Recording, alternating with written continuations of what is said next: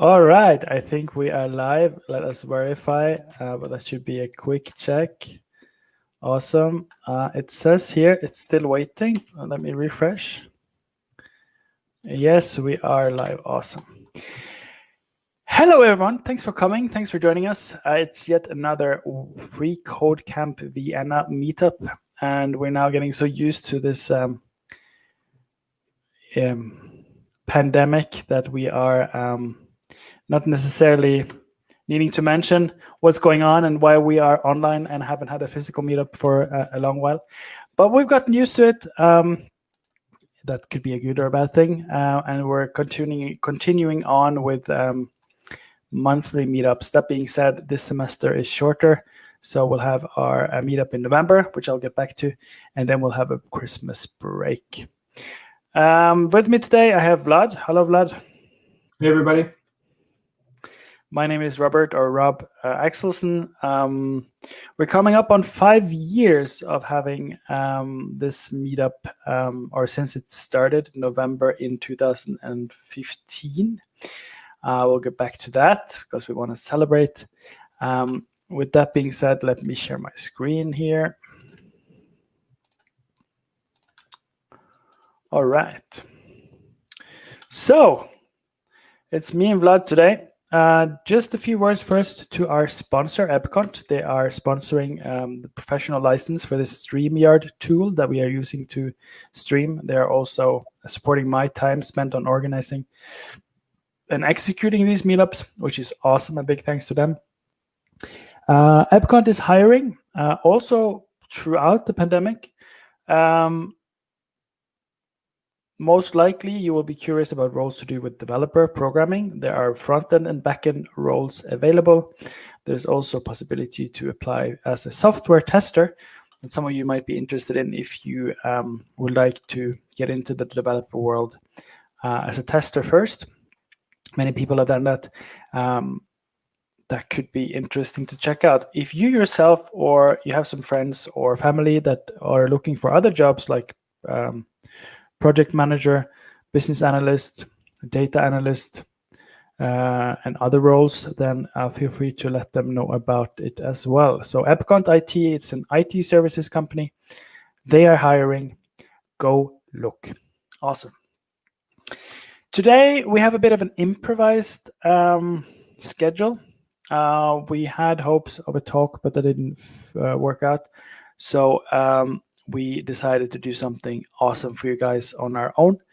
The first one is not really a talk. It's more of, if you've been to these meetups before, you will have noticed that we sometimes try to get a bit of interaction with our audience and ask if you would like to code something together, or meaning I code and you interact in the chat.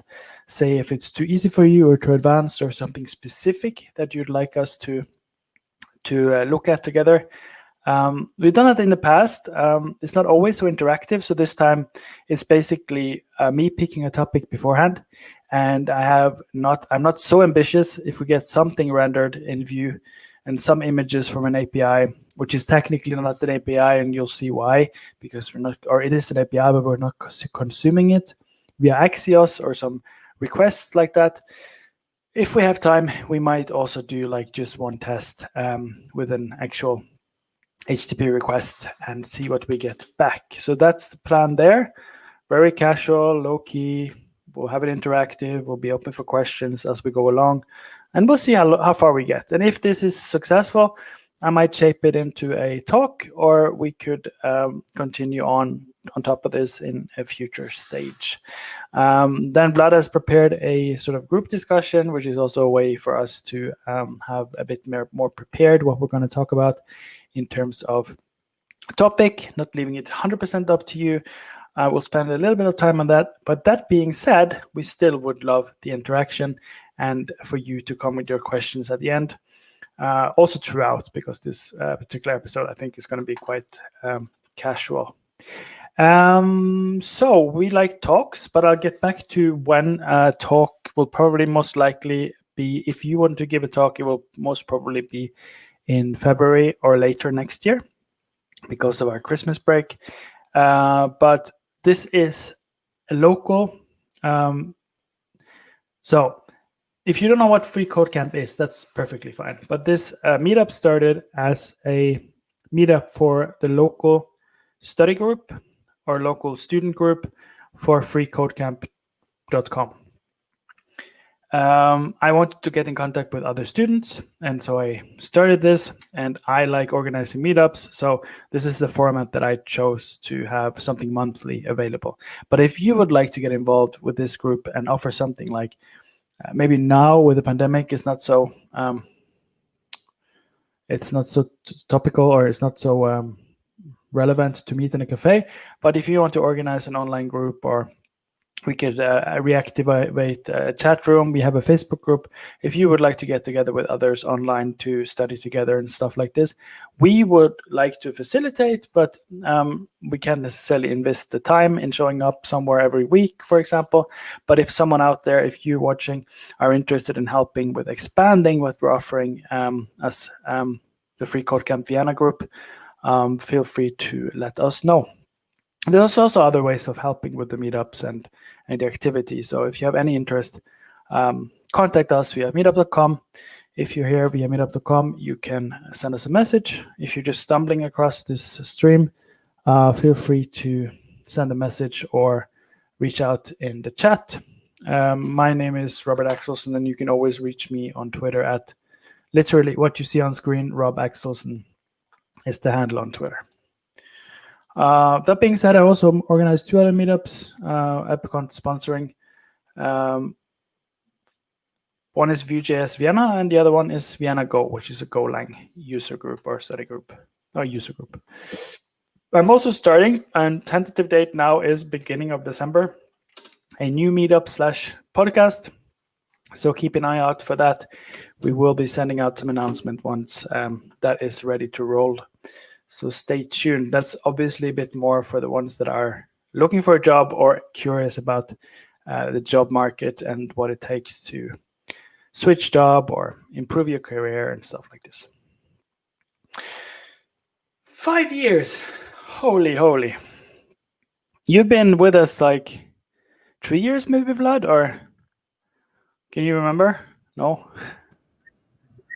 Ooh, wait a minute. Well, I mean, I came to Vienna in 2017. Yep. And I think quite quickly I got together with you guys. So I would say which is a long time, and we were already going then for 2 years. We had like from 2 years ago until last year summer, we were a bit slower. There weren't that many meetups because of things. But now we're back. No, it must be the year before. I think I'm mixing. Anyways, but now we are back regular, and we've been most of the time regular. And since it's 5 years, and that's not something that happens every day, I figured in November we will, and the program will be announced as soon as we have people confirmed. We will get together some of the regulars, some of the co-hosts, organizers, maybe some speakers that have been in the past, and just basically talk about the meetup and what we've gotten from it and where we are now, and celebrate a bit, or reminisce over the good times and where we've been as a meetup in different locations, and it's gonna be nice. So stay tuned. Yes. I think I have something next. No, I don't. AppCon would gladly, if we have physical meetups, support drinks and food, but since that's not the case now, feel free to take some of these nice virtual beverages or food. I'm gonna say cheers to anyone who wants to take a chair with me, and we'll soon get started.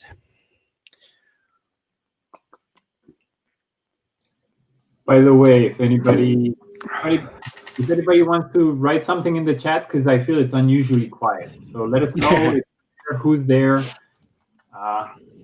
what's going on with you. Yes. That would be awesome.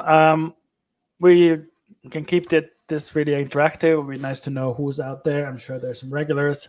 Give a shout out. We'll say where you're coming from. Maybe we have some international visitors. Thomas, haven't seen you in a while. He's here watching on Twitch. Nice to hear from you.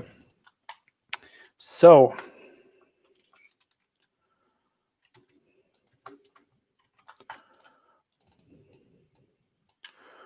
okay, let's see if I can figure this out. I think I'm going to switch some screens. I just want to see that I keep you guys with me. Okay, so let's remove this. Now I can't see that. 1 second. So this is the first service that I want to try out here. This is the documentation. It looks a bit complex, but I'll give you some direct examples. And then this is not what I had up. Let me check if I have it up on the screen. I have some cheat stuff here.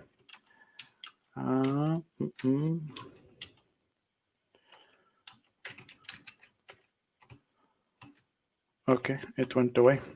We can have a look at my history. So let's get this up, and we have one called, I think it's just HTTP bin. Let's keep these links handy. Then, if some of you haven't used Vue before, which I guess could be many of you, I'm going to use that because that's what I'm the most familiar with. You could, of course, use any front-end framework or just plain JavaScript. Even though Vue 3 has been announced and is now available, because I haven't really done so much from scratch with Vue 3, I've used the composition API daily at work for over half a year, but the syntax and how it works just out of the box with stuff I don't have to check documentation for how to switch, I'm just going to do it with Vue 2. And there might be some more small changes if you want to use Vue 3, but there's a great migration guide if you go to the documentation here. And I think it's even like, yeah, it doesn't matter. We don't have to spend so much time on that, but migration strategy, migration. Yeah, we'll find it.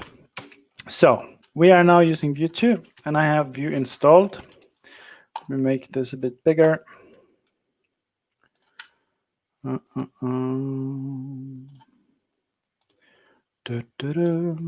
Okay, it was already there. Yes.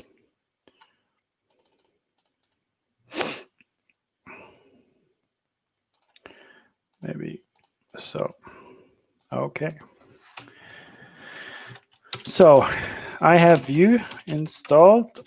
If you don't, so if you want to follow along, I try to go as slow as I can, but not to the cost of it being unbearable to follow if you're not coding along. So the only thing you really need to do, I would have up 2 documentations. One is just search for Vue CLI service. You get the documentation for how to install. And the other one would be Vue. And there it might also be mentioned anyways. No. So here we would do, is there something with install here? Vue CLI service run serve, nope. Install, yeah. So you would do this. You would, with yarn or npm, you would do install globally Vue CLI. And apparently, I can't remember having done this before, but do this. I'll keep this up a tiny bit. And in the recording as well, you can pause if you want to code along. So you just have to do this. And the rest, I think we can do together in the code. All right. So I have already done this. I have it here. So it's npm install and then the G flag. So -G at Vue /CLI space at Vue /CLI -service global. All right. So let me go here.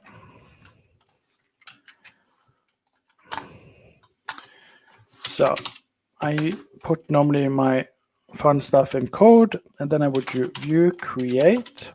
And let's just call this something like kitten image or whatever. You choose a name that you want to have. I think for this, I don't want to do anything spectacular, so I think just default should be fine. We can always install packages on top if we want that later. Yeah.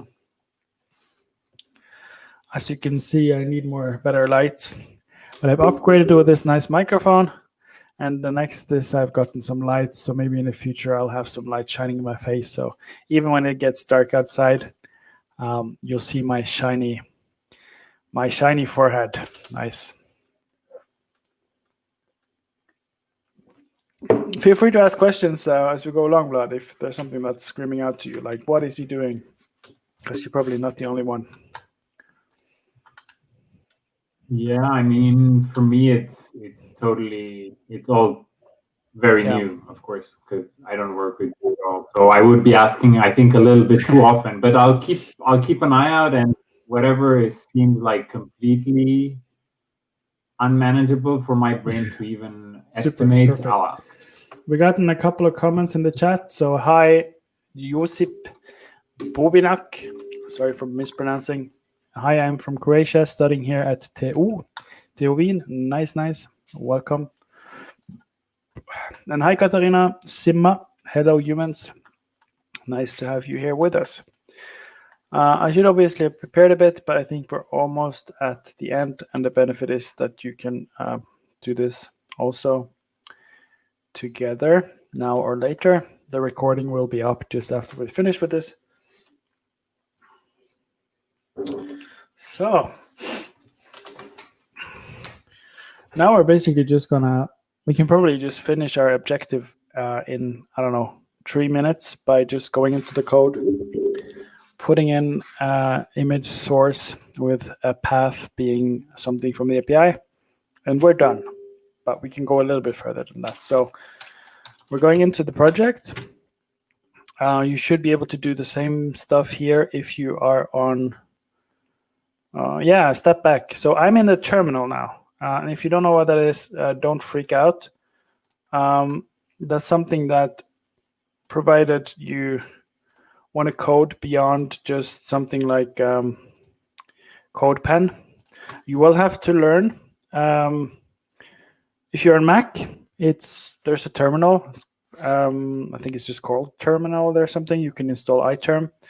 If you're on Linux, you probably already know about the terminal. And if you're on Windows, you can install Windows Subsystem for Linux, I think it's called. I know there's a couple of other ways to get Linux on Windows, but you can just literally Google Linux on Windows and you'll get results. Just don't bother with a virtual machine as your first option. That's a bit overkill. But we are literally just interfacing. We are communicating with the computer via text, and you'll find yourself doing that as a developer.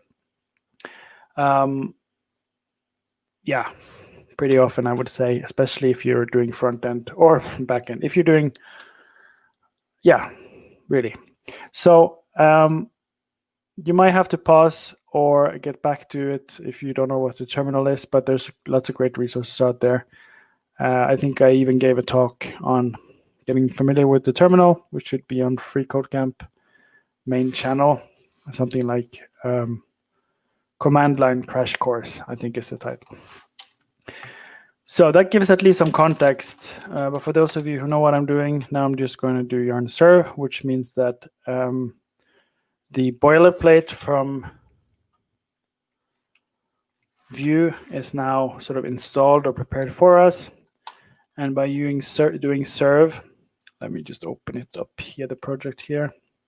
By doing the serve, then I'm running a local web server for development on my machine, which I can see in live, in real time, the code that I'm changing. It will then refresh in my browser, and I can code along and see what's happening.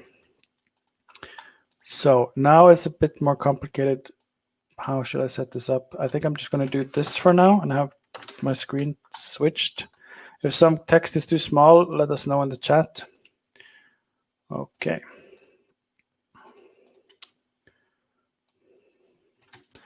So there, I'm clicking the link.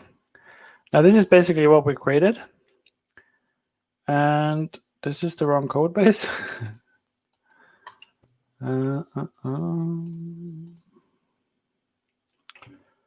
Okay, we have 3. Okay, that works. So just for anybody who doesn't maybe have, like, I remember when I started, I had questions that went beyond what the people who already were used to working with these things thought I might have. So this is basically a boilerplate. So it's something that comes by default when you set it up, right? And it's a whole structure, and it also serves this static page, which you see on the right side. Yep.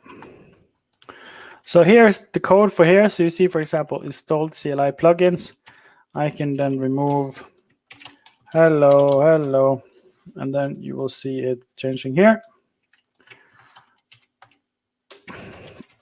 So I suggest that we at least, maybe we can try something like this. Let me go and drag this one down. Let's do this. And I have a cheat code, so maybe we can just take that. It's a bit easier. So here there's an image. This is using Vuetify, I think, but don't think about that. And then we'll do something like this. Actually, we'll do this. And so if some of the shortcuts I'm using are going a bit fast, it's just because I'm using Vim as my key bindings.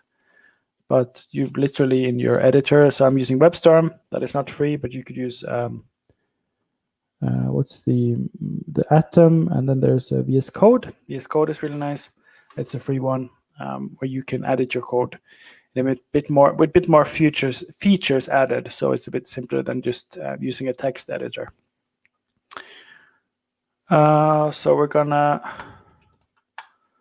I don't know how I log into Twitch to ban that dude, but we had some spam there. If it happens again, I'll have a look.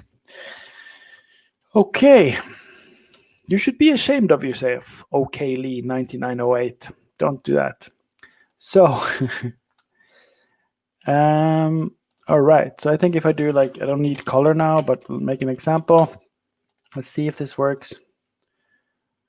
I'm not surprised if it does not. Let's see if we get some warnings. Nope. Why didn't it update? Because this is an href on a link. So that's not what I wanted to change. Where are we? We are hello. It's actually in the other one. It's here. So let's use this one. So here,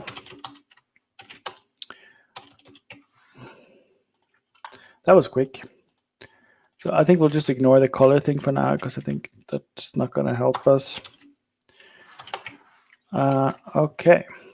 So that's nice. And now you see every time we refresh, it's not every time, or every time we change some code, it's cached, but that's fine. So one nice thing if you're learning to code is that you might want to make something like we're prototyping an app, or you're learning to code,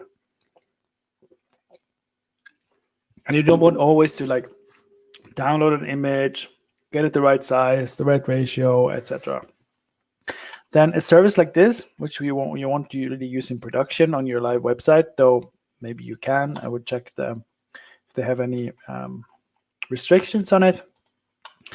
Then you can use their syntax here. So we basically have cat as a service, and then it's cat. We could use C here instead, it looks like. Should render the same thing. Yeah, that also works. But cat is a bit more clean and descriptive. And then the tag. So here it's cute. So we could probably do cute here.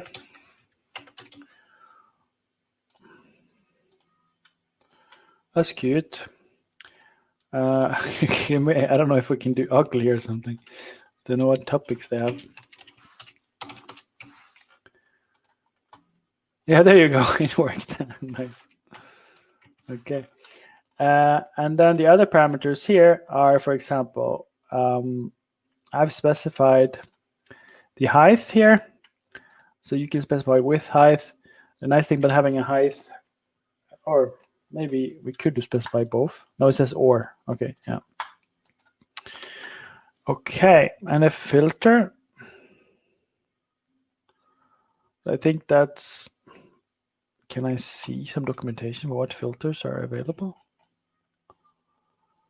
You need help? Filter. Please visit the homepage for all parameters documentation. Okay. Well, that's not the best documentation. Anyways, we have what we need, right? So the other one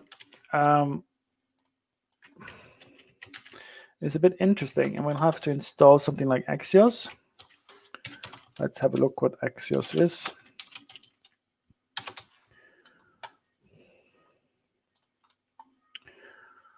All right. So I'm actually a contributor or maintainer here, I think, still. That doesn't mean I'm so active here, and I have really not contributed that much. It's a great community and a great package that most everyone uses when it comes to making what is called HTTP requests. Basically a framework around that and its own syntax to make it easier for you to interact with APIs, to download stuff and upload stuff, and to fetch data from a server that you can use in your app. So that's basically what we call normally then the backend. What you're seeing me doing is the front end, which is what you see, and the backend is then what is on the server, to put it in simple terms, where there would maybe be a database and some logic to say that, hey, if you want to get if it's a website that shows statistics for gamers, you want to maybe see the 10 best gamers, and then you would say, hey, from the database, get all the gamers, and out of the gamers, only show the ones that are, if it's ranked by points, the first 10 results, and then it sends it back, and that's how you interact with the server there. What about JavaScript's native fetch instead of Axios? Good question, Thomas. Last time I checked, which is probably 2 years ago, fetch wasn't mature enough to be like your go-to tool, and I think it had good browser support, but there was some stuff that you kind of had to know and to be aware of. Otherwise, yeah, it wouldn't be the best.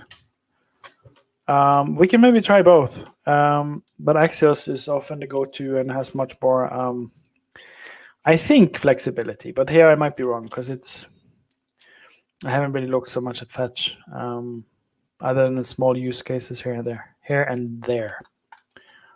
Okay. So let's install Axios. Let's just do this. Or actually, we probably don't want it to run, so we'll stop the app from running, and then we'll do yarn add Axios. Should be fine. Can I use fetch? Good point. We can actually check it out, not just make assumptions.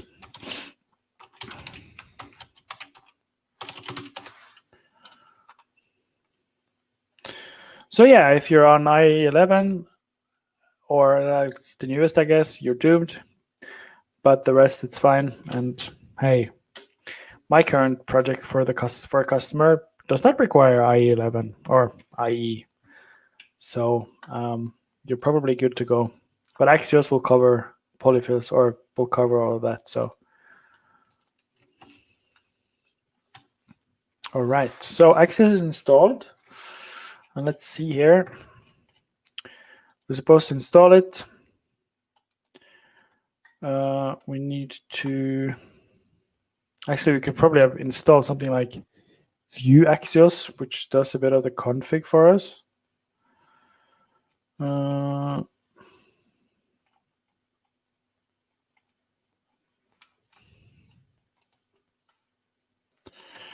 How to Axios Vue.js, just so we can get this stuff a bit quicker set up and ready to go.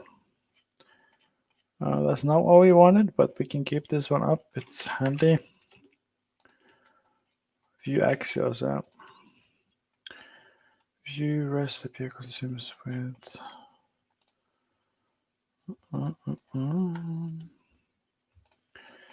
But it's probably straightforward. Like we have main here, so we want to import Axios from Axios maybe. Woohoo! And then we want to, yeah, with this one we need to actually change it, right? And then we need the config. Let me check. No, we just need new view. View config. Can I do here view use Axios? That might work. Let's just check. We don't have to spend so much time on this. There was a nice copy-paste example somewhere here, right? Anything that gets us running quicker is nice. So, no, that wasn't here. There was an article somewhere. Oh, yeah. Okay. Yeah, that's a good idea. So let's see if Axios works.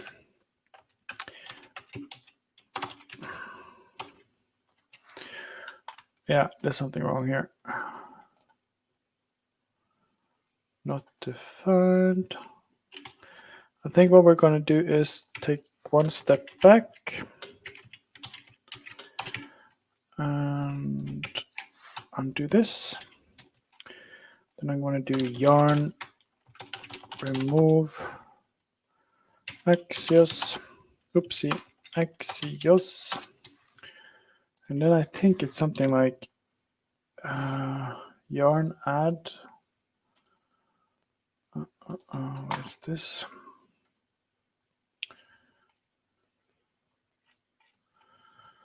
Not sure if this is. Okay. Now this is not what we want actually.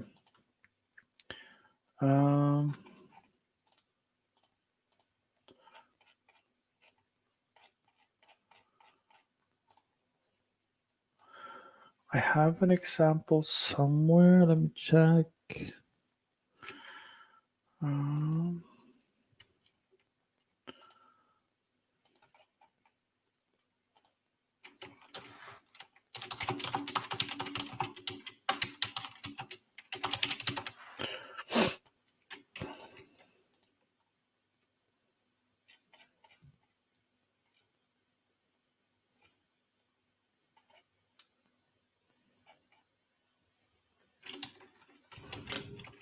So let's do it again. We weren't that far away. Let's just check. Okay. Yeah, that works. So let's revert. Okay. Instead of this, we will do view config. No, view prototype X9 HTTP Axios. Okay. So let's see now if we do this, and then I guess we need to do this. No, maybe it's http.axios. Okay, cool. So this is one way of doing it. It doesn't have to be necessarily the way you do it. There's something wrong here, because maybe that was the only problem we had earlier. Maybe it was already there. So we could, now I'm just curious. I want to check one thing. If I do this now,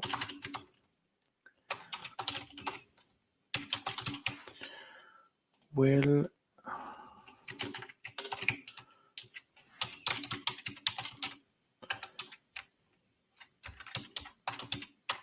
this work, right? Yeah. Nope. Okay. Anyways, we have one way that works. Let's not get caught up in the details.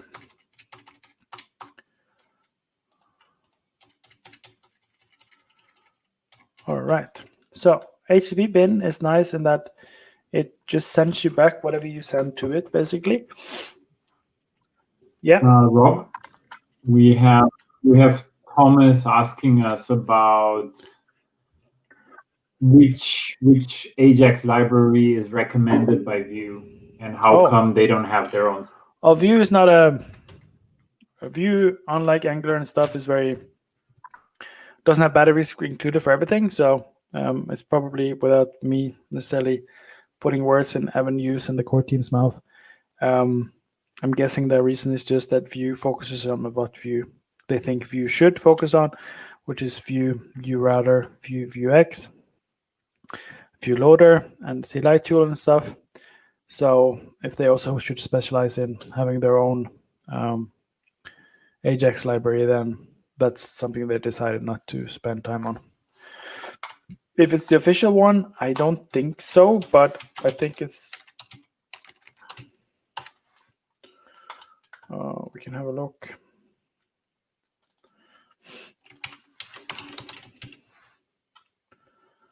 So fetch API is mentioned, alternative patterns here. So base example using Axios. So as one of the headlines, but that's in the cookbook. Axios is first mentioned as sort of like the consuming API thing. And then, yeah, so not officially, but it's the first recommendation if you check the cookbook. The delay in the chat is annoying. Okay. The delay in when you chat to when I answer, or is there a delay from when you write something to use when you see it on screen? Okay, so HTTP, we can send something like a get. The response. It would be nice to get the response being the same as we send, because then it's easy to do something. Let's just check first the simple example here. So we would send a GET request to... we have to write it out. HTTPS :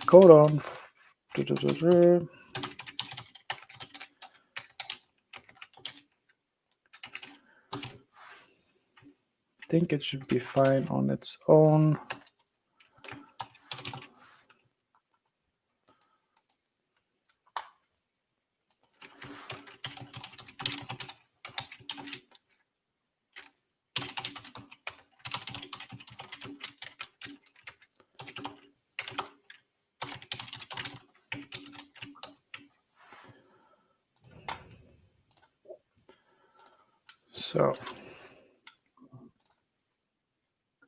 So Thomas is asking if it's down to Axios versus Fetch. Like these are the two.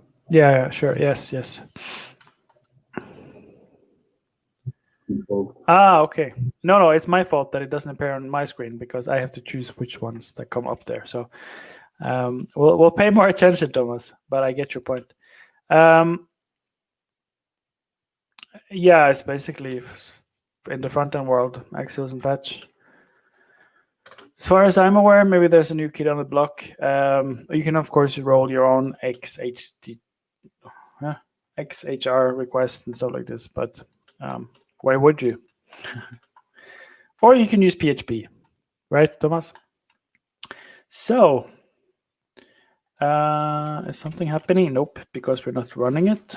So let's do yarn serve. I don't know how long we've been going now, but I think at least 20 minutes, 25. Give us a shout in the chat if you'd PHP, not in this case.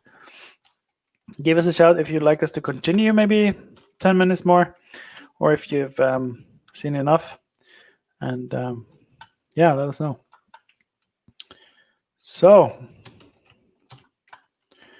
here you see what basically is happening now is in the mounted, which is a lifecycle hook, which basically means that when the component is mounted in the DOM, which is the document object model in the browser that represents what is rendered on the screen,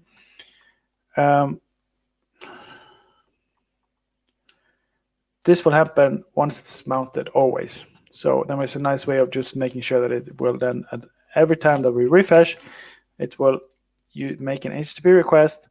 This is a GET request as opposed to POST, PATCH, PUT, more options, request, and then this is a promise. And what I always do if I want to read something about a JavaScript term I'm not sure about, or something like this, I just Google MDN and the term, and then you will always get Mozilla great documentation where you can learn more about what is going on in the background. But a promise, so the Axios returns when I do the get a promise, and then a promise you will handle with a .then. In this case, we could use await and stuff like this, but let's not go that route. What was your plan with HTTP bin? Just for coding the error handling? Not even that. I was just thinking that I would maybe send a post with a body or something, and then I would get back the same body, and then I could use that maybe in my Vue component. That's the max I was thinking ahead of. But feel free to come with suggestions. So now we got a response, and we could see it here. So basically, what is happening, let's take one step back. Let's do it one more time. So I refresh here. Now I'm in the developer tools, which you can find, I think, if you go to more tools, developer tools, or press F12 or Control-Shift-I in my case. That's Command-Shift-I, I guess, on the Mac. And we saw that we made a GET request here to this endpoint. It didn't have anything extra, really. And the response we got was the same as we were now console logging out into the console here. So it's the same stuff that we're looking at. Normally, if you make a GET request and you get something, you get it back, for example, in data, response.data or response.data, or depending on what kind of API you're consuming. And then there would, for example, be the username, the text for this article. Like if you have a system like WordPress, you can make your own where you're fetching like all the posts, and then you're getting like the post name, the post author, and the post content, basically. And then you could take, like, for example, I want to get 10 posts, you get it back. And then with Vue, you can iterate over all of these 10 ones and make a for loop with v-for with Vue. Now I'm getting a bit ahead of ourselves, but that would be a way of nicely using an API like this. Yes, correct. So thanks for asking all the questions, Thomas, because this is really relevant since I'm maybe making some assumptions that people know what things are. So it's basically a mock API. That's correct. And it's really handy. I like the principle of it sends back what you send to it. Carmen is saying, continue, please. That's nice. Thanks, Carmen. I think we'll max go until 5:02 or something. Can you help me with the time, Vlad? I think it's a good time to discuss a bit and open up for questions. Yeah, no problem. So,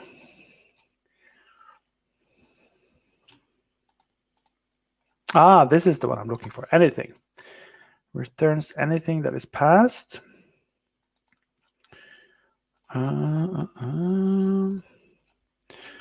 Let me do this. I know I've seen something nice when I worked with this before. Yeah.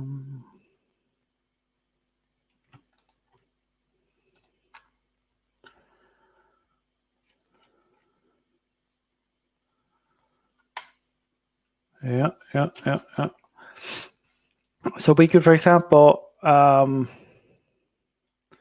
it's not necessarily a live use case, but we could do a post, which would make sense if we're, for example, adding a new post, or that's not meant to be a correlation between the words. But if we're using post, we would, for example, add a new user, add a new blog post. With post, we would we could yeah, you get the gist. If you want to create something new, you would normally use post. Some APIs would also use it if you're changing something, but sometimes you would use put instead. So if I use this, we can basically do get this, and then how is this again? It's like params, no? So I think let's text the documentation for Axios, and let's do something like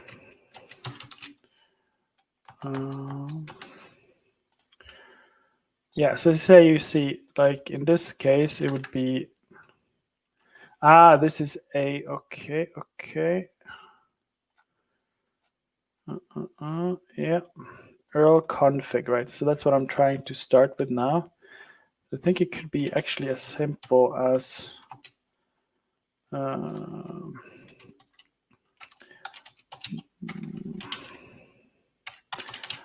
monster name Lulumon, and let's see if this does something. And then it was like anything. I think it was, no?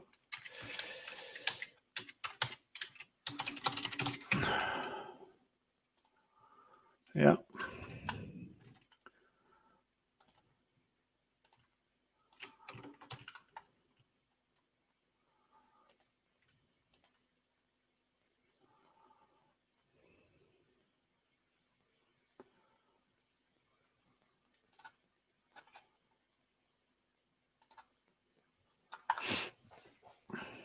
I'm doing something wrong here. Method get. Something is wrong.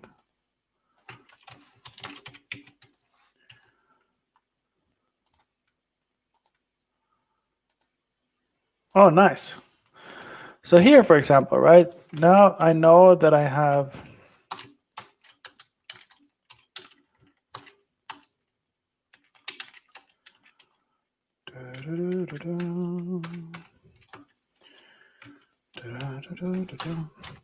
so now I know, for example, let me skip it a little bit ahead, but I'll let you know what this is. Thomas just wrote get can't have data. Yeah, gotcha. Yes. Good point. So we could now maybe be smart and do something like, I think the data doesn't matter, so we can just do whatever we want here because it's going to return what we send, right? So I could do, well, that was a bit clumsy. Let's do this. And let's do this.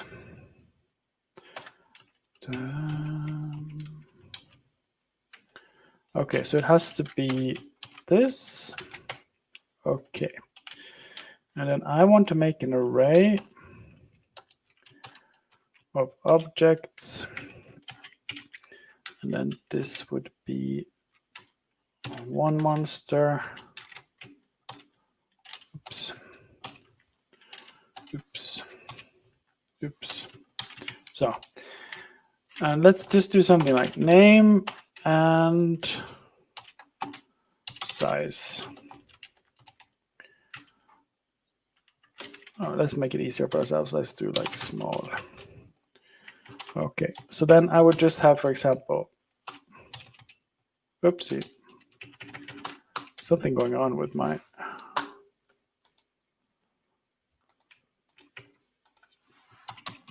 okay, should be fine. Okay, let's do it again.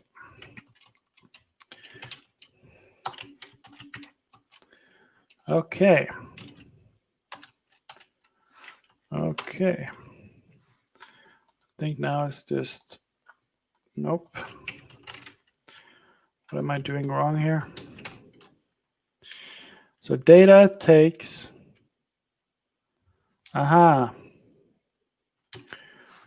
So let's just have say data returns data, which the value is an array. I think this should be fine, right? No, I need to do it myself. Okay. Not going to spend so much time prettifying stuff, but looks a tiny bit better now, right? So then I know I'm getting back this, but normally you would ask to get like the top 4 monsters, or like give me 4 monsters, and then you will have Lulumon, Hamon, Kakamon, and of course the infamous Partymon. And then you have small, medium, small, and large. So what we can do now is that we set in data, which is just the internal state of this Vue component. So this is purely stuff you can look up in the Vue documentation. I would want to here store my monsters, and initially it's an empty something, and then we can say here that when I get this response, please make it so that this, we have to reference internal stuff in this Vue component with this monsters equals response dot data dot data. All right, let's see if this works. We can't see so much happening now, but we can, what is it complaining about? Okay. Is it good now? Yep. So the data we got back was hopefully data with data being data. Whoa. So let's see. We can even check now if the state is here, because if you install the Vue, what is it called again? The Chrome DevTools Vue add-on or something like this. Vue plugin. We can check.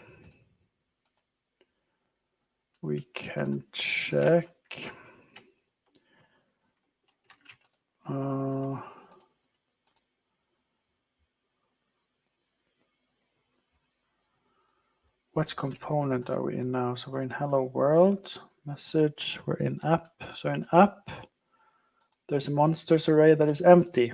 That's strange, because we call it monster. Okay, let's try again. App has now something. Okay, that means that here, under welcome, we could do something like, we could do a div v4 monster in monsters, then give me monster dot name. Something is wrong, because one reason.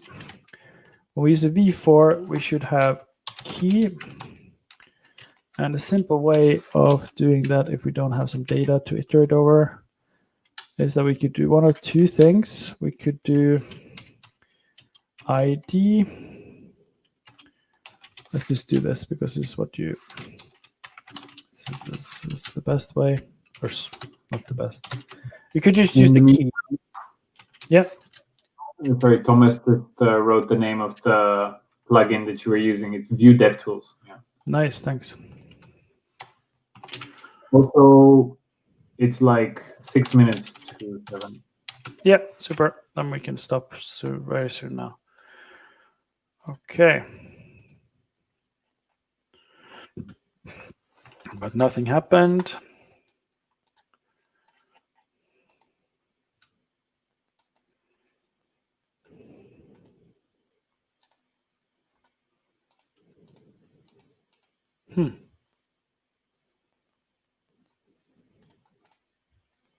Is it because this is a string? I think we're just getting back a string. JavaScript turn string into array. Oh, that's not, we don't need that. Huh. Nah, but that's not good.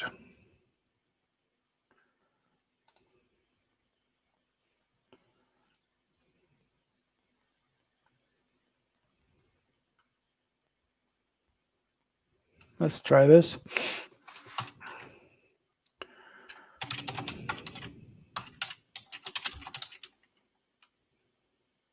Or my array, actually.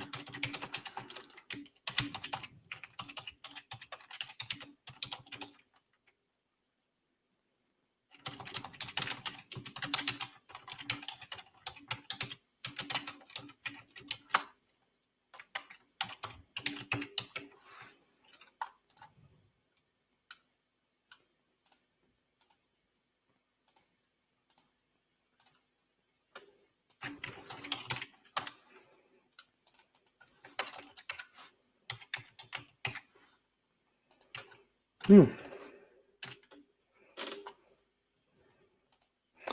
think we just have to stop there, but we saw that we got stuff back from the API. The data we have, it says it's an array, so that's good. So I think we did the right thing here.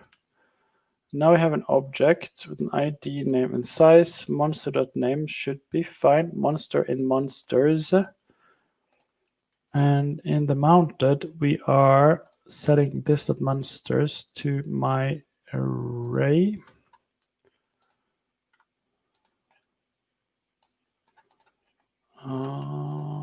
We are now in image hello, so welcome to. And then we have this here, monster.id. I'm not sure if this is an issue, but let's just do this case. Okay, name, size.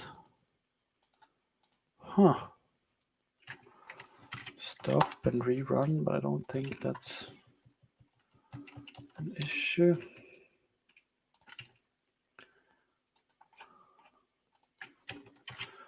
Is there something rendering here?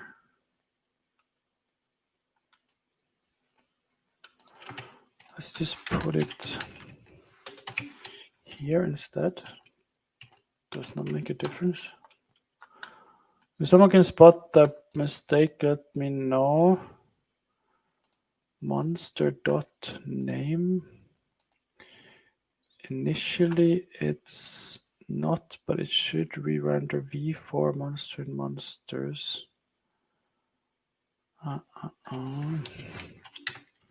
Let's try one last thing.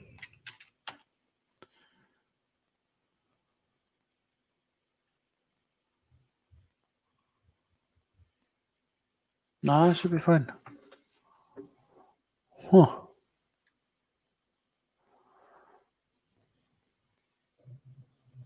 You want to try some live rubber ducking, telling me what the problem is? Yeah, maybe I should.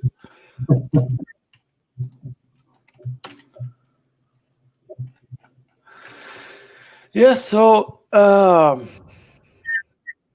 let's try one thing, because we could take the trick that I was talking about earlier, where we have first, I think it's first index and then the monster. No, it would be the other way around, because we already have the first one being used. So it's monster index, and in this case we could put index here instead of the ID. We can make it slightly simpler for ourselves by removing this. And I see that Thomas has a suggestion. I'll have a look in a second. Okay, try console log my array. Good point. My array. That is actually not an array. Oh, it is an array. But it's .data. No, yes. Okay. Yeah, okay, sure. Then let's do this. But that's strange. Okay, well. Awesome. Thanks for the suggestion. So what we just did here, and here we could take each of these could even have a reference to a cat name. We could use the cat name when we are fetching the image from the other API, right? So we could make it more advanced. We could, of course, make it more pretty by giving each cat a sort of like a card or representation and stuff like this. But these are really covering the basics. So we even managed to do an HTTP request to a mock API. We used a sort of like a mock image API to get the image, which we used here. So this was nice. It was a nice experience. I think we went maybe 45 minutes, so with a bit more preparation and some slides. This could be a talk, but it was nice to do this with you all. With that being said, let me stop sharing my screen. So thank you all. That was nice. Thanks, Rob. We know live coding is never an easy thing. I'm getting good at it. I think it's fine. Good. Teamwork. Yeah. What say you? Go into it. Yeah. Yeah, I mean, when I should probably mention that I don't work as a developer. Not really. I maintain software, which I also kind of envision and create, but I have a developer who works, like an external developer who works with me. I do small stuff, the things that I can do, and the developer does the heavy lifting. But I think nonetheless, apart from some very special elements, teamwork can be generally applied, right? So it's not like teamwork for a developer is not that much different to teamwork for another type of. And at the same time, Rob, we have you, so I think you can also share some of your experience in terms of how that works. Yeah, sure. Yeah. I just thought, I thought about two things. So I thought first we should start talking about like the audience, right? Who's your audience? Because I think that can make a difference. Are you talking to your peers, like on the same, let's say, hierarchical level, or are you talking to management? If you're talking to management, are you talking to technical management, or are you talking to the non-technical management? Yeah. I thought we could start here. So let's take management, because I think that can be that I don't know. I don't know if that's more often, but I have a feeling that. In my case, maybe not really, but I think teamwork for developers. I think people would normally think maybe more about the team they're working with directly. Doesn't mean that it's not important or we should discuss with managers. But in my case, we have dailies. If you're familiar with Scrum or Agile stuff, if you're not, Google it. It's basically how people are working these days, or try one version or one attempt at doing it. Not everyone succeed. That's a bit of an inside joke. If you've been working in tech, everything should be Agile. But Agile should mean that the developers can be more free to create something not under time pressure or waterfall like used to be the old one, where you said, okay, in the next X amount of time we should make this. Maybe not always being realistic. That also happens with Agile, because depending on how you do your estimations, which is maybe you sit down with your team and you say, hey, we know we're going to make this collectively after maybe some what do we call it? Estimation poker, which meaning just a game or a system for collectively estimating how many points, how big different tasks are in relation to each other.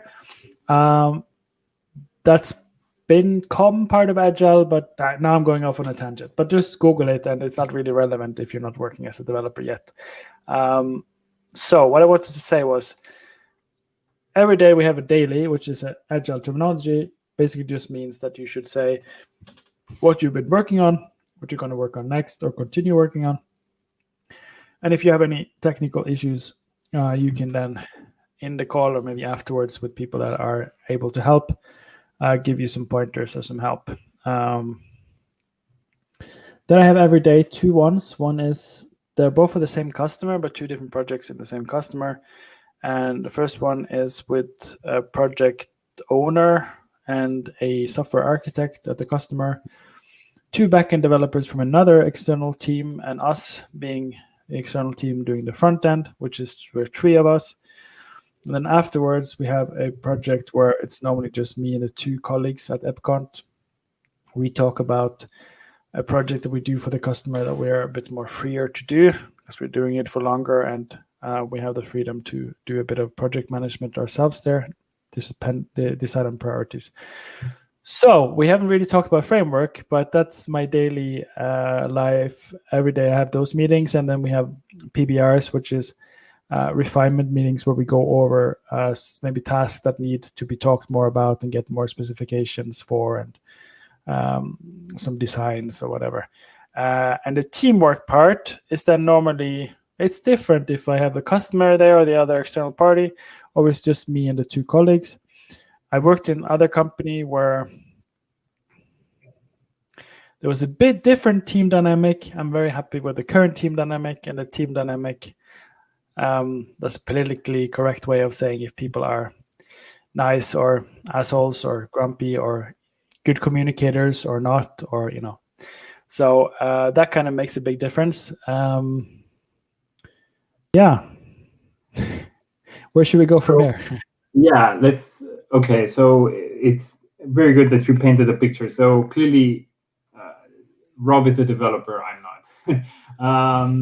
So Rob, tell us in terms of like working with your colleagues, what do you feel are let's start with the challenges. What do you feel can be challenges, and how would you deal with them? Interpersonal or technical, or just for you, in your experience, what have been, let's say, some pain points?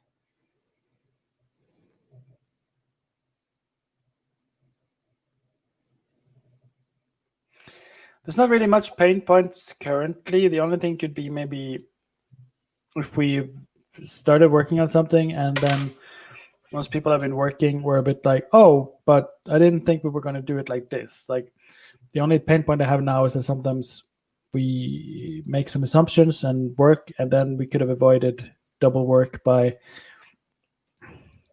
double checking that our assumption of how the tasks should be done was not just an assumption, but like the best way to do it or how the customer wanted it. It doesn't happen so much, and it's not big things. In my previous company, without naming stuff, so I shouldn't say my previous company, but previously, a pain point has either been the stakeholders, meaning the one that wants something made, have not provided enough information so that it's clear what to do. So again, back to the same topic. Mm-hmm. Or micromanagement, so meaning team leader or management that kind of either doesn't trust their team enough or can't give up control enough so that others can actually do stuff in a sane manner and not be dependent on too much approval, or always ending up with tasks that are maybe only on a specific thing because the one on the team that knows enough about the other thing don't want you to work on it, because then they have to invest the time in telling you what's going on and how stuff works. So communication. So 2 things is both our communication really, like, and we are all humans. So I've seen the good and the bad and the ugly, and I've seen how it can be really done well, which is mostly what's currently happening where I work now. But I also know others can have customers that do stuff differently. They can have, for example, a public customer that has a lot of bureaucracy. Maybe stuff goes painfully slow. Or you can work at a startup where everything goes way too fast and you can't catch up and you're feeling stressed all of the time. So it really depends who you're working with. But a key factor is communication. So the only thing you can influence is being the person that you would like to work with, being the guy that you want to that if you think of people that you work well with, it's often because they're communicating well. They're not getting hung up in details. They're not getting, but of course, like they're not coming with comments that just make you like being like, what's going on? So, yeah. Okay. So yeah, when I was a little bit researching for this discussion, I wrote down that no matter how good you are or how bad you are in terms of your technical ability, your team is mostly going to assess you based on your soft skills, and the main soft skill is communication. And so what you mentioned, for example, is related to expectations, either your expectations of how something should be handled, or the client's expectation, the stakeholders' expectations, or for example, your expectation of how you should be managed, right? That was the example with the micromanagement. So the expectations must be discussed. This is definitely something, just like any relationship, because a teamwork is basically a summation of relationships. You have to discuss your expectations at some point, sooner or later, ideally before you have a fight. And so, yeah, I mean, I think, I imagine everybody these days is able to like take 5 minutes and sit down with somebody, maybe on a one-on-one, in a one-on-one setting, and be like, okay, let's discuss whatever, a topic or this coming project. How are we going to do this, and so on and so forth. And I think, but also part of this is because when we say communicate, we think a lot about speaking ourselves. But I think the first part is actually the listening part. And especially listening to yourself. Because if somebody's talking and you don't hear your own voice saying, but I need to know about this, but it's not clear for me yet. It's, then, you're not going to ask the right question, and then you're going to start maybe with imagined expectations rather than discussed and clarified expectations. Yeah. So listening and speaking, yeah, these would be nice. I agree. Yeah. Katarina Sema is asking, if I'm looking for a job as a junior developer, what should I watch out for to work in a good team? How the team part of the job is presented. Oh, that's a good question.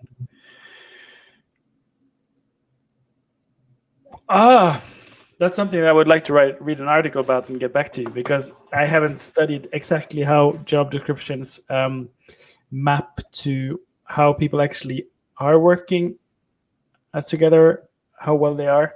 But I would imagine if they are a bit sort of like, what's these gimmicky things? We are all sailing the ship together, or we are team player could sometimes mean that you are willing to work overtime. So there's these like clues, but I think you should just Google this. I know I've read something, and I think I've seen even some YouTube videos about like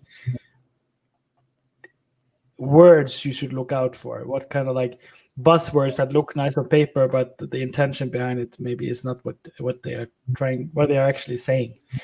That being said, what you should look for is you can probably tell most when you are in an interview, or if you manage to get it to later stage in the interview, maybe you get to, it looks good, you've had an interview or two, and then they say, hey, would you like to, say hi to the team? That's maybe a sign that they're willing to go to the next step and maybe offer you a contract. And that's probably when you can best tell. You can probably ask stuff in the interview like, how is the day-to-day communication? Do you have dailies? You can also be as blunt, and maybe they would appreciate if you say like, honestly, I'm curious, because if I'm going to work here, I would like to know does the team work well together? And if you will see instantly on the response, like if they do or not.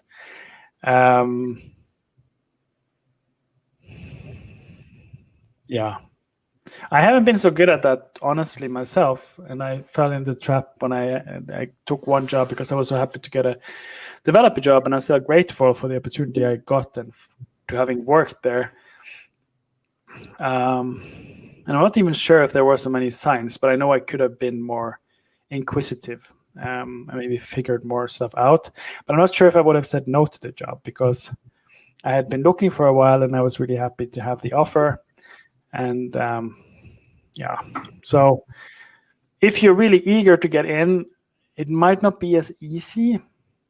It has at least not been before the pandemic to get a job as a junior developer. I know people have gotten, but I've heard different in terms of like how hard it can be to get or not. So if you do get a couple of options, then I would focus on getting answers to those questions. If you get one offer, then I would take it and see, okay, at least maybe you work half a year and you try really hard to switch job if it really is not so good. But it's much easier to get your second job than it is to get your first one, in my experience. So it's a tricky thing for sure if you're junior. But to end on a positive note on that, me and another previous co-organizer of Vienna JS, me and Daniel Deutsch, we gave a talk together a couple of years ago on getting our first job as self-taught developers. It's on freeCodeCamp, so you can literally just Google something like freeCodeCamp, self-taught programmer job, and you'll find it.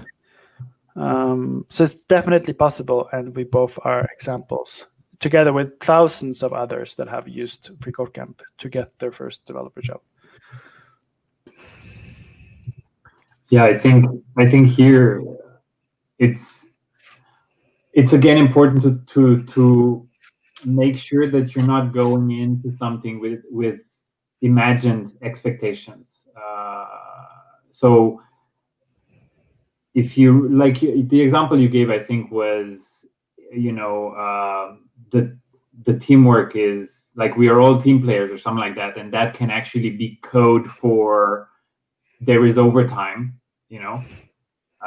whenever push comes to shove or whatever. I would call that again an assumption. So just like you said, this should be discussed face to face, and that's the only way to get a clearer picture. And I think here also one's kind of relationship with oneself is very important as well, right? Because if you know your boundaries, then you can also go straight out and say, look, I'm interested in doing my job as well as possible within the contractual working hours, but I'm not really interested in doing overtime. And then you can see what the reaction is. If, for example, you're trying to figure out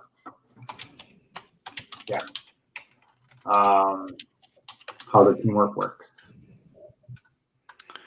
I try to find some stuff on that, but I realized I have some other stuff that maybe is relevant to show. There's a nice website, and I don't know how much stuff they have in Europe now and how much remote stuff they have, but I presume that I checked this website maybe so I've checked it regularly, but there was a period where I was looking for a developer job, and I was really considering remote jobs. They didn't have so much then, but things have changed. Well, what I really like about this website is you can choose values. So you can see like emotional intelligence above, IQ. And you want companies that have said that that's important for them. And then you can take like, there should be something remote here. Remote, okay. So these jobs you could start looking for today. And then you can go like coast, okay, cool. And they have these values listed. Customer comes first, continuous feedback, open communication, light meetings, EQ, IQ, etc. So that could be one approach. So I'm sure you will get your dream job if you are really focused on it, already as a junior developer.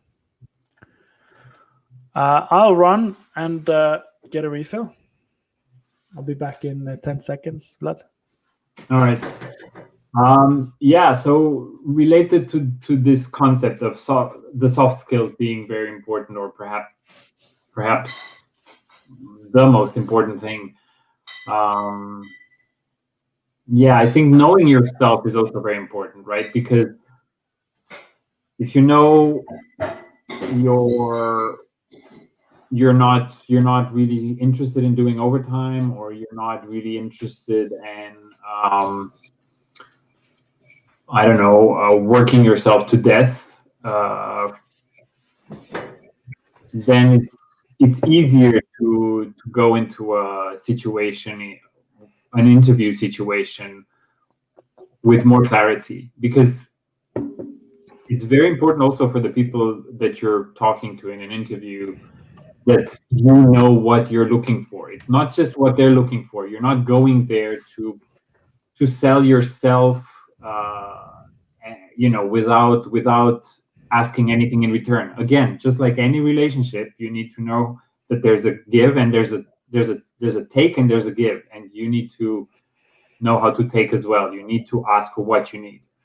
No assumptions, right? You don't assume that they're gonna pay your overtime, or I don't know. This is perhaps a bad example, but let's just use that. And you don't assume anything. You just clarify. You have to ask, and you can either ask or you can just mention from the get-go what you're looking for, what your boundary is, and see how they react to that. It doesn't have to be brutal. It doesn't have to be. It should be diplomatic. It should be friendly, but being clear about what you're looking for, what you can offer, what you're willing to offer.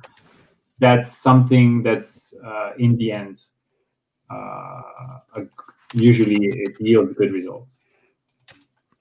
Maybe just so we're gonna end not so long from now.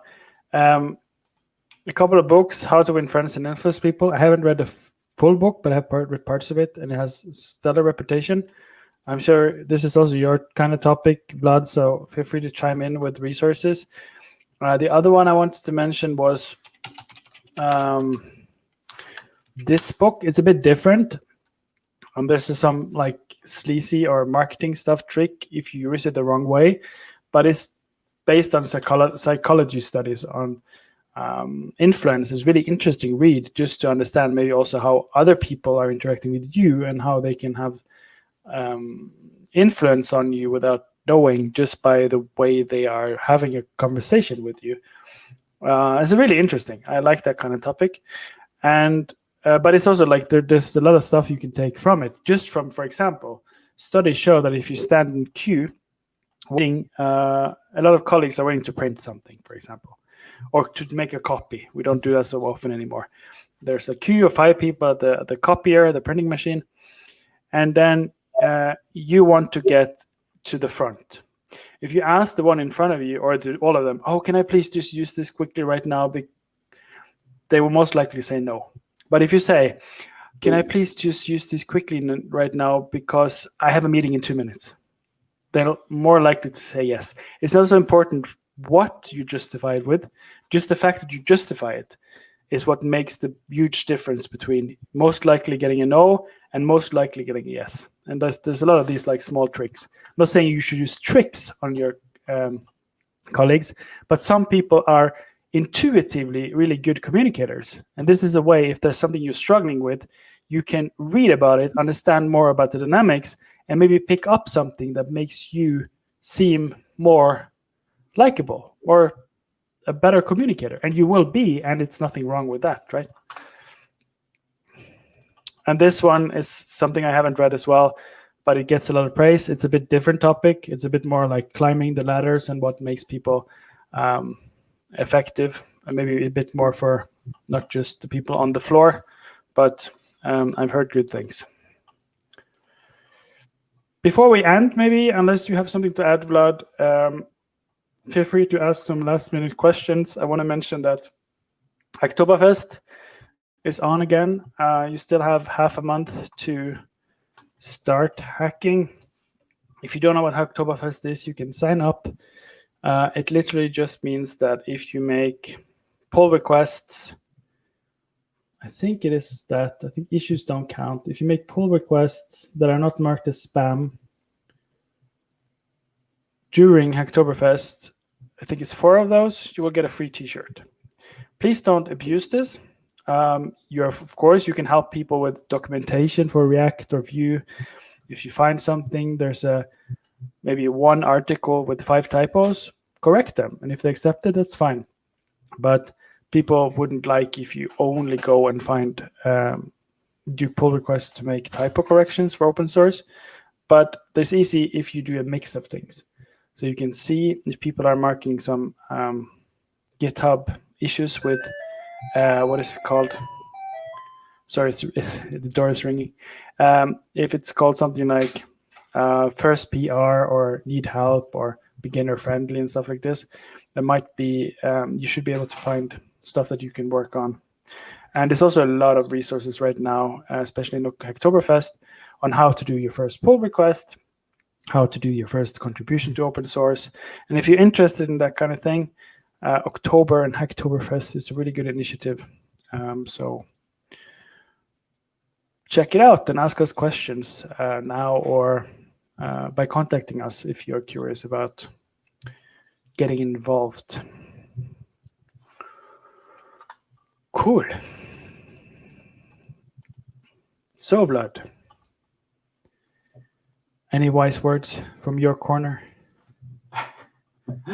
I don't know about wise words, but I think it's important to keep in mind that even though you're at work and you might think that it's all business and no fun or none of the elements that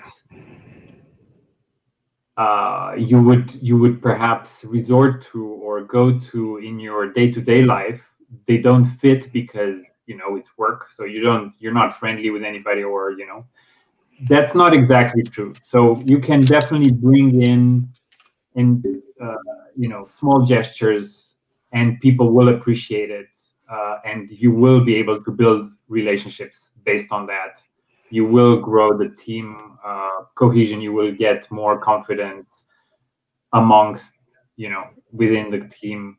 So small gestures of appreciation, or whatever, something that maybe makes somebody's life easier, it will definitely go a long way, even though you think, no, I should just be here and do my programming and just do it as good as possible, and that's the one thing that's gonna get me. No, it's a mixture of a lot of things. Yeah. Really great parting wise words, Vlad. Don't be afraid. You were saying, wise words from my corner. You're always full of wise words, Vlad. All good. That's really true, and I really agree. But it's also, if it's your first job as a developer, it might be a bit hard to get out of this bubble of feeling like an imposter or feeling like you're not fitting in. Also, if you're young, your first couple of jobs might be like, if you're a little bit shy or an introvert, I'm not gonna lie, it can be a big adjustment. I've grown as a person, as now I'm like past my mid-30s, and my bullshit filter is better than ever. I don't put up with just anything anymore, and I don't make assumptions about soft skills. If I don't get an answer on an email, I just ping the person the next day or 2 days after, if like, hey, have you had a chance to look at this? Just stuff where you think the first time you're like, but can I write my boss? If your boss tells you can just contact him anytime, don't be afraid to just knock on the door, and say hi.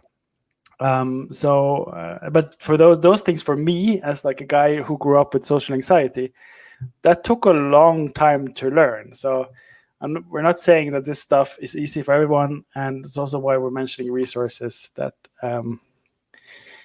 especially for shy nerds that like sitting in their basement and program since there was a kid. I'm not saying everyone here is, but that's just their stereotypical thing. We are not necessarily the natural born communicators. So yeah, that's maybe something we could discuss in the future. Like how do you, and I know you've had a meetup focused on soft skills, Vlad, right? So if you guys are interested, let us know and we could pick this up in a future meetup. Yeah, definitely. And just one last thing I'll mention, since May this year, I've been training as a personal coach. And right now I'm offering free sessions in order to, add up to my practice, which is needed so that I can get the certification. And so if anybody's interested, we can very much do coaching sessions for free, like I said, on topics such as interview training or soft skills or dealing with a difficult colleague. So I'm totally up for that. With that being said, just go to Mr. Clarity, as you see in Vlad's name, .com, I guess. Yeah, thanks for that. Yeah, that's right. And contact Vlad there, or I'm sure via Meetup.com or whatever. And then I think we'll end. Keep in mind, and we'll give information and send out notification email once we have some lineup ready. Don't want to say more, but it would be nice to have some known names there. For sure, I think me and Vlad have both said yes. I think Daniel has said yes, and Marco. And then I'm contacting others as well that have been involved with this meetup group, which is awesome. So we can all be on the screen together and just have a good time. So next meetup, please bring your favorite non-alcoholic, medium alcoholic, or alcoholic beverage, or water, or whatever, I don't care, or nothing to drink, but water. Hydro homies, for those of you who are on Reddit. You hydro homies, bring your water and something to eat maybe, and we can all have some virtual cheers and hopefully get some nice interaction with the chat. And it will be nice to talk about the good old days and the coming days and the current days. So with that being said, thanks for joining me once again, Vlad. Thank you, Rob. That was really nice. Yeah, thanks. And thanks to everyone for joining. We've had collaboration from Carmen, from Katarina, from Thomas a lot, from Yusip, and there were some others that didn't write in the chat, so thanks for coming.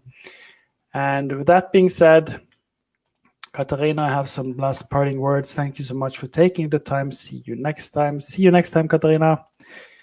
And goodbye, everyone. Thanks for coming and have an awesome evening. Have a nice evening, everybody. Looking forward to seeing you on the big celebration. Yee. Ciao. Bye-bye.